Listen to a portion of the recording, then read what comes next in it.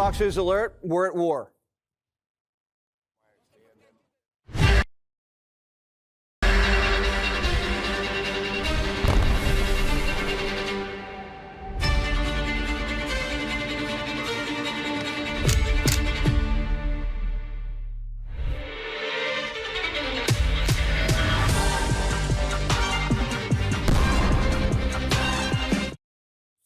This enemy, they don't wear a uniform. They're moving fentanyl by the truckload. I want you to look at the contraband that's in front of me. We have 20 kilograms of fentanyl that's in front of me on this table. That's enough to kill 10 million people. The work that we do is to protect people and make sure that we remove these weapons and drugs off of our streets and hold those criminals accountable who would go forward and continue to use that to harm individuals. Cartels are now officially in the Pentagon's crosshairs. And it's not just the wall anymore. Trump ordered the kill shot. The days of local drug busts and random motels, they were fun, but that's Breaking Bad stuff. Trump wants to take the fight to El Chapo's front yard. We're talking about sending military forces to fight against the drug cartels in Latin America. Do you think it's worth sending our forces, our U.S. forces there to take this on? Cartels where? Central Latin America. Well, Latin America's got a lot of cartels. They've got a lot of drugs flowing. So, you know, we want to protect our country. We have to protect our country. We haven't been doing it for 4 years. And we love this country like they love their countries. We have to protect our country. So, you know, we're playing a tough game. According to the New York Times, behind the scenes, Trump's moving all the pieces into place to pull this off. Mexico's got a big problemo. Yes, but it has nothing to do with Mexican territory. It has to do with their country. It does not involve our territory. So it would be within the United States? Within the United States, exactly. El Presidente doesn't comprehende. This isn't a Mexican standoff. This is an order. The CIA is already flying surveillance drones over Mexican territory, gathering intel on the battle space. And Trump's not sending diplomats. He's sending Hegseth, maybe with a new title. Secretary of Defense, Secretary of War, Department of Defense, Department of War? Well, that's what it was for many, many years. You gave me that knife hand, Will. We'll see. Stand by. I don't get in front of the commander-in-chief on that. But our job is to ensure our enemies know exactly what they will do to them if they threaten us, up to and including total war. So we'll be prepared. Stand by. There might be some news on that. This is about protecting the homeland from groups like the Sinaloa cartel. They import fentanyl from China and traffic it into the United States. Look at that. Trump designated them terrorists. And if they get cute, they're getting Soleimani'd. You know who did the roadside bomb, right? Soleimani. Where is he? Where is he? Where is Soleimani? Former U.S. Army Special Forces and president of World Strat, Jim Hansen. Jim, what kind of operations do you envision happening in Central and South America in this cartel war? Jesse, I don't think anybody would be more thrilled than me to watch some helmet cam footage of a bunch of JSOC pipe hitters rappelling out of helicopters and stacking cartel members like cordwood. Now, that's the ultimate. I don't know that we'll probably open with that. You know, there's likely to be a lot of increased surveillance. There may be some raids to pick up some people to arrest and put on trial. There'll be some interdiction off the coasts. The Navy can cover a lot more territory than the Coast Guard can, and together they can cover both the exfil from, you know, Central and South America and the infill to us. So there's a lot of things to start with, but this is a tremendous step they're taking. All right, so they could seize some guys off the field and bring them here and put them on trial. Could they also just drone strike these cartel bad guys right in their backyard? You know, that's a lawyer question, but I'm going to give you the common sense answer. If their cartels are killing people in the United States and the MS-13 and Tren de Aragua gangs are, why can't we kill their leaders just the same way President Trump pointed out we took care of Soleimani? That would be an imminent threat, right? I mean, if these guys are cooking up all this fentanyl and sending it into the cities and people are acting like zombies and keeling over, that's an imminent threat to the life and well-being of the American citizenry. Absolutely. And I think the rationale we use for other terrorists we've killed through multiple administrations, Barack Obama still, I think, holds the record for the number of people killed overseas by drone strikes, including one U.S. citizen. So I think President Trump deciding that these guys who are definitely killing Americans with drugs, torturing and running people with human trafficking and child trafficking, those are things that I think all of America can look at and say, we don't need to allow that. And anything we do to them is probably justified at this point. Now, the Mexican president, she's played nice so far on trade, but it's a big no bueno, she says, if we start launching direct action into her territory. It's not even really her territory. I guess technically it is, but the cartels control almost that entire country. What does that do to Mexico? Yeah, I mean, that is not her decision. You know, she's the one who runs a country that allows that to happen. So if she wants to go ahead and try and tell President Trump, we can't do that, we're going to do what we need to, and she's going to go ahead and face the consequences. That's something they've allowed for far too long. All right. Well, it looks like that time's up. Jim Hansen, good to talk to you. Chief National Security Correspondent Jennifer Griffin has the story from the Pentagon this evening. The U.S. military is building the largest federal deportation detention center in America's history. The construction of Camp East Montana at Fort Bliss in El Paso, Texas, began mid-July in response to a request from Homeland Security. Pentagon Press Secretary Kingsley Wilson defended the use of the military base to initially detain 1,000 migrants awaiting deportation. Once DoD achieves initial stand-up, we will finish construction for up to 5,000 beds in the weeks and months ahead. Upon completion, this will be the largest federal detention center in history for this critical mission, the deportation of illegal aliens. So far, the Army has spent $232 million on the tent city at Fort Bliss. The U.S. Army oversees the $1.24 billion contract for the 5,000-bed ICE facility, and last month awarded the contract to build the facility to Acquisition Logistics, a Virginia-based company. In January, President Trump announced migrants would be sent to Guantanamo Bay, where Defense Secretary Hegseth promised the Marines could build a 30,000-bed facility. Those plans were halted when ICE standards were not being met for housing migrants. Construction ended after just 175 tents were stood up. Quote, there are currently 33 high-threat illegal aliens and 8 low-threat illegal aliens at Naval Station Guantanamo Bay. To date, 690 illegal aliens have been processed through Naval Station Guantanamo Bay. There is no new information on the status of the tent infrastructure. The White House would neither confirm nor deny a New York Times exclusive report that President Trump secretly signed an order allowing the U.S. military to pursue known drug cartels, which the administration has labeled terrorist organizations, raising concerns that the U.S. military could begin operating in Mexico and Venezuela. Brett? Jennifer Griffin at the Pentagon. Jennifer, thank you. Up next, sentencing. He's sworn in as an ICE agent. He joins us now. Dean, great to have you on the show, as always. It's fascinating because I have to play this. You were the topic on CNN last night, right? You had him kind of back and forth going over here. And, of course, the liberal had to take a swipe at you. I want to play this, and I'll get your response on the other side. Watch. Having someone like that out touting it, talking about, hey, this is a thing you can do for your government. This is public service. It's going to help them recruit. And they have a bunch of people to recruit. Scott, yeah. It's not 95.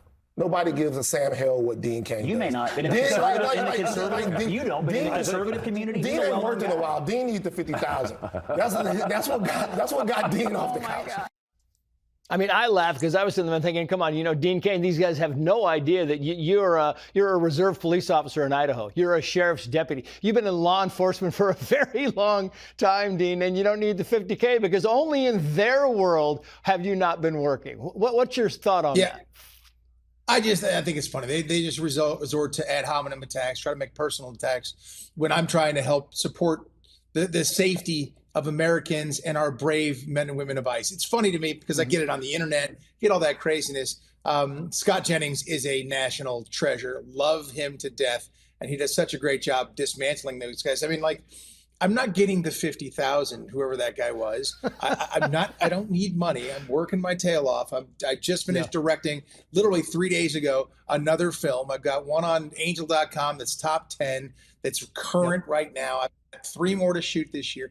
That's ridiculous. But they'll do anything they can to tear down people who are trying to do the right thing for Americans. I mean, look at those 3 guys who just got busted. Those people do not belong here. They are criminals. 70% of all the arrests that ICE is doing right now are for convicted criminals, or they have pending charges. It's not even a question. So I'm trying to step up and say, look, like you had on just a minute ago, that poor woman, Holly, who stepped up in Cincinnati and said, look, this is wrong. Wait a minute, stop. Daniel Penny stepping up and doing the right thing. You know, the Good Samaritans trying to step up and say, look, I'm here to support Americans and safety for everybody. Black, white, green, yellow, blue, red. It doesn't matter. Right. There are people here who shouldn't be here. There are criminals that shouldn't be here. They were let in by the last administration. And I'm saying, leave these ICE agents alone. They're not the Gestapo. They're doing a job that Congress has written the rules for. And God bless them. So I'll stand up with them. I'll be that Good Samaritan. If it gets more people recruited into ICE, God bless it. I'm happy to do so. And we mentioned this, that, listen, there were 10,000 ICE agents they wanted to hire. They got 50,001, sorry, Dean, applications. 80,000. Because that's 80,001 applications for these 10,000 jobs. I think it's phenomenal. But the same people who are ridiculing you on CNN are the same people who are in favor of the criminals being set free in America. It's madness. And, you know, and I was talking to some of my more liberal friends yesterday who stepped up, and, you know, I talk to people all over the spectrum. I'm not just in an echo chamber. And my more liberal friends said, hey man, what are you doing here? What's the story? And they said, you know, honestly, it happened to them. They hadn't been around it. They'd heard about it. It didn't affect their lives. So they could stand on their soapbox for as long as they wanted to say, this just seems wrong, until it was a criminal group of gangs who were robbing houses near them. And all of a sudden it was very, very real. And what do? They pick up the phone, they call 911, get law enforcement, they want ICE involved. Now they love them. And that's a common theme that I see throughout. So shame on them for protecting the criminals. Criminal activity is criminal activity, and we have laws for a reason in this country. Yeah, listen, and when your movies come out, you come on Fox News at night. We promote them, and our audience loves it. They're always highly rated, and so we know exactly what's going on. Dean Cain, good for you. Congratulations. Best of luck. Thank you. Thank you, Trace. Jonathan Fahey, former acting ICE director and former DHS Deputy Assistant Secretary. Jonathan, great to have you on the show. I want to play some sound here from the Secretary of State, Marco Rubio. He said this about targeting cartels as terrorists. Their behavior is going to have to change one way or another, but it allows us to now target what they're operating and to use other elements of American power, intelligence agencies, the Department of Defense, whatever, to target these groups if we have an opportunity to do it. We have to start treating them as armed terrorist organizations, not simply drug dealing organizations. I mean, I think it's a proper assessment. I don't know what you think about this, Jonathan, but it's interesting because these cartels are no longer just providing these illegal products by the thousands of pounds. They're killing thousands of Americans. You're exactly right. And if you think about it, just during the Biden administration, 400,000 people died of overdose deaths just in that 4-year term. And as we know, there was just a complete dereliction of duty on the border, as well as taking it to the cartels. And just for some context, that's 100,000 more than during the first Trump administration. So a massive increase. We need to take it to them because, yeah, people are dying. And President Trump isn't going to just stand by and just say, oh, this is now the status quo. 100,000 Americans a year are going to die of overdose. This is unacceptable. He's going to take it to them. And there's another benefit to this by even talking about this. The messaging is so strong on this. This will inspire cooperation from all these countries where we may be acting in. So all of these will be a good thing. And we'll track this at the end of the year where these overdose deaths go. And I'm interested in when you get pushback on this, because the upside is enormous on this and the downside is also enormous. I mean, if you don't do this and you continue to let tens of thousands, hundreds of thousands of Americans die, I mean, this is something that there is a fix to. At least there's somewhat of a remedy to this if we go forward. Yeah, exactly. And it's almost like we've had 4 years where we weren't even trying to do something during the Biden administration. Yeah, it's not acceptable because 100,000 people a year dying. Those people, their families, their communities, everyone in this country is affected by this. So it's time to take it to these cartels, and their good days are over. They had their heyday under the Biden administration, but the game is up, and the Trump administration's going after them. And I think this is very effective, not only substantively, but I think the message is quite clear on this. Meantime, let's bring the subject back to some action by federal agents in this country. Here's DHS Secretary Kristi Noem. The debate over so-called sanctuary policies has real consequences. It has consequences for our law enforcement officers, but also for the families that live here and the businesses that are just trying to provide for their community. Governor Pritzker and Mayor Johnson are answering that question every single day of who should be our priority, who should be our responsibility, and over again, they're choosing criminals. Pritzker and Johnson are just two names. You add Newsom to that. You add Karen Bass to that. You've got, I mean, the list goes on, Jonathan. It's one of those things where, you know, they're siding with criminals and it's being normalized.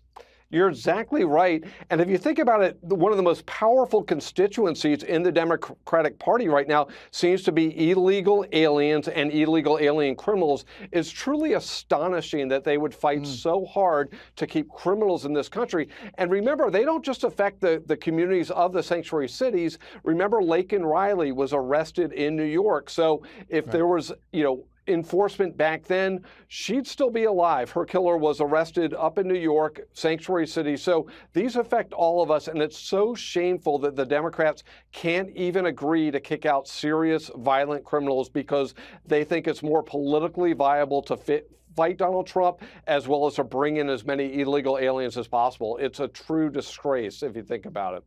Yeah. Jonathan Fahey, thank you for coming on. We appreciate it. Thank you. Thank you. Here to discuss is Art Del Cueto, National Border Patrol Council Vice President. Art, thank you for joining us. So at this point, it is just a report, but how significant would it be if President Trump allowed the military to go after some of these drug cartels? Look, once again, President Trump continues to show his commitment towards the American public. This is what people voted for, right? At the same time, you're seeing on the other side, you're seeing the true colors of groups of individuals that, you know, they keep putting roadblocks, and their commitment seems to be to defend criminals. And now you have an administration, finally, that their commitment is to the American public and to the future of this country. It would be very significant, but it shows more than anything that President Trump is willing to, you know, expand and move into other areas and make sure that he looks at every single angle to make sure that the American public is safe. Yeah, and obviously willing to address the problem from outside the box and try new things that nobody else is, which is remarkable considering we've been told for decades that it was impossible to secure the border. I want you to listen to something that Marco Rubio, Secretary of State, had to say yesterday about reports about using the military. Their behavior is going to have to change one way or another, but it allows us to now target what they're operating and to use other elements of American power, intelligence agencies, the Department of Defense, whatever, to target these groups if we have an opportunity to do it. We have to start treating them as armed terrorist organizations, not simply drug dealing organizations. It really is that multifaceted approach and outside the box thinking that has gotten us to where we at least have a secure border. Absolutely. Look, you have groups of individuals and these cartels. It's been documented. They work in 168 different countries. Think about that. 168 different countries. And they continue to, you know, cause chaos without, you know, severe consequences. They're continuing to cause chaos in their own country, those that are operating in Mexico without, you know, enough consequences. And who's suffering? It's the American public that's suffering. It's the border issues that are suffering. It's people in Mexico that are suffering. Frankly, the world is actually suffering. President Trump is coming in, and he's not just making sure that Americans are secure, he's making sure the world is secure because no one has stopped these cartels. Meanwhile, Democrats only care about cheap labor. Watch this. The vast majority of people being arrested, being detained, being deported are the same people that so many families trust to care for our children, trust to care for aging parents. You know, they're the people who are preparing and serving meals in restaurants, that are picking the fruit and vegetables and packaging the meat in factories that we depend on to put food at the table at home. Real quick, Democrats are not even hiding what their motivation is here. It isn't. They care about cheap labor. I've always said it. This is a modern form of slavery. And frankly, look, as a Hispanic myself, I find it kind of racist for them to think that, Hispanics and people come into this country just so they can do those types of jobs themselves. Beautifully said. Art, thank you. The Trump administration is demanding the state of Colorado turn over an alleged killer and member of Tren de Aragua who entered the U.S. illegally under the Biden administration. The White House wants to deport him back to Venezuela. The Aurora, Colorado police chief says this illegal immigrant shot his victims in front of 5 children before ICE and Homeland Security investigations captured him. Investigators say the suspect forced his way into the Colorado apartment this past weekend after a domestic dispute. His wife and sister-in-law were trying to hide in the bathroom with the children when the suspect allegedly critically wounded his wife before killing his sister-in-law. Police say he then fled the scene in this car. The Aurora police chief praising the cooperation between his agency and federal law enforcement who helped locate and arrest this dangerous suspect. Our aspects on this and the conclusion of what occurred here today, again, it came in a large part based upon our relationship and affiliation with agencies outside of local government. It came with the support and the help of HSI and ICE. We were able to ask them questions specifically about who or what they think this suspect is. They, without question and unhesitatingly, without any due regard to themselves, supplied us with information that was integral to the apprehension of this suspect. DHS releasing this statement, putting the city of Aurora on blast. Quote, Aurora, Colorado, a sanctuary city, has given cover to Tren de Aragua gang members to terrorize our communities. The brave men and women of ICE will be relentless in their effort to ensure Tren de Aragua terrorists are removed from our country for good. Alicia, you live in Colorado. I know you covered this story. Give us the local response to this. What have you learned about this entire situation? Well, this was quite terrifying. Some of the details that we learned from Todd Chamberlain, the police chief for APD, are really striking because this suspect apparently was high on cocaine. They had a domestic dispute. He tried to force himself back into the apartment. There was a 15-year-old trying to block the door, and he pushed his way through. Then his wife and sister-in-law grabbed 5 children and tried to hide in the bathroom, and he shot both women on the way in front of those 5 children, killing his sister-in-law and his wife right now, critically injured in the hospital. It has been terrifying. And as you know, Tren de Aragua has really terrorized the city of Aurora and in broader scope, the United States. However, I will say, in response to the police chief here in Aurora, he's been there less than a year. He got there last September. He was not there when TDA was really doing that takeover that we saw, and he came in and really took the reins in terms of action and communication with the community, and he's been doing his best. Like he said right there, and he doesn't care how popular it is with the local political community. He said at this news conference that if he did not have that partnership with the federal government, with HSI and ICE, it would have hindered his investigation. ICE gave him a picture of the suspect. He was able to help. Colorado is a sanctuary state. There is a carve-out, though, when it comes to criminal activity. These are the people, Emily, that we want to get out of this country. Correct. Right? Listen to what Kristi Noem had to say last hour. We have some sound from her. Today I'm highlighting 4 different examples of individuals that we've recently arrested here out of this office with the good work of ICE and our HSI officers that we've taken off the streets without the help of the governor or the mayor. Our federal officers have had to do this alone without their support, and these dangerous individuals are now no longer victimizing people because of the good work that we do.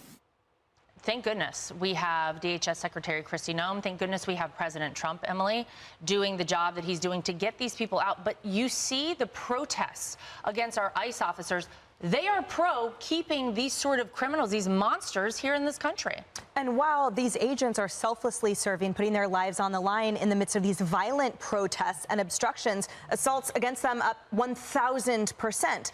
And then here's what I find so deeply disheartening about these groups that purport to protect, obviously, just the criminals, is that when you talk about that carve out for criminal behavior, you talk about the correlation, the collaboration between the federal agencies and local. That's exactly how crimes are solved. So let's take it out of this conversation for a moment. For example, there in the Moscow horrific University of Idaho shootings, right? Every horrific thing we see, there's usually a symbiotic collaboration between the FBI and more agencies and the locals. Americans depend on that to solve cold cases, to solve horrific crimes. So why not this?